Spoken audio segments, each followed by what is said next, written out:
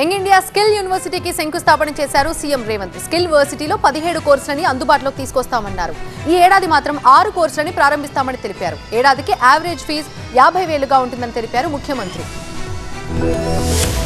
రంగారెడ్డి జిల్లా మీర్ఖాన్పేటలో young India skill యూనివర్సిటీకి శంకుస్థాపన చేశారు సీఎం రేవంత్ రెడ్డి. ఈ స్కిల్ యూనివర్సిటీ కోసం 57 ఎకరాల స్థలాన్ని కేటాయించారు. 100 కోట్ల నిధుల్ని విడుదల చేశారు. వచ్చే ఏడాది నుంచి ఇక్కడ అడ్మిషన్స్ ప్రారంభమవుతాయి. అంతకు ముందు తెలంగాణ అసెంబ్లీలో స్కిల్ యూనివర్సిటీ బిల్ పై చర్చ జరిగింది.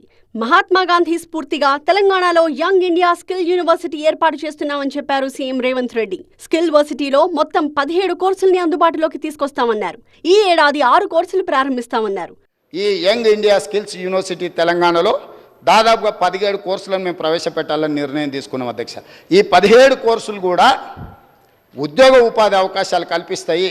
సంవత్సరానికి ఆన్ అండ్ యావరేజ్గా పిల్లలకు 50,000 రూపాయలు మాత్రమే ఫీజు ఇచ్చేటట్టు, అంటే ప్రతి పేదవాడి పిల్లలు చదువుకునే విధంగా ఐఎస్బి లాగానో ఇతర కార్పొరేట్ యూనివర్సిటీల లాగానో ఎక్కువ ఫీజులు తీసుకోదలుచుకోలేదు అధ్యక్ష. ఈ ఫీజులు కూడా అవసరమైతే రాష్ట్ర ప్రభుత్వం ఫీజు రియంబర్స్మెంట్ ద్వారా ఎస్సీ ఎస్టీ ఓబీసీ మైనారిటీ పిల్లలకు ప్రభుత్వం ఫీజులు చెల్లించి ఉచితంగా వాళ్ళకు శిక్షణనిచ్చి వాళ్ళకు హాస్టల్ వసతులు కల్పించి వాళ్ళను తయారు చేయాలి నిపుణులుగా అని మా ఆలోచన అధ్యక్ష. తెలంగాణ నిరుద్యోగ యువత కోసం ప్రభుత్వం స్కిల్ యూనివర్సిటీని ఏర్పాటు చేస్తోందన్నారు మంత్రి శ్రీధర్ బాబు.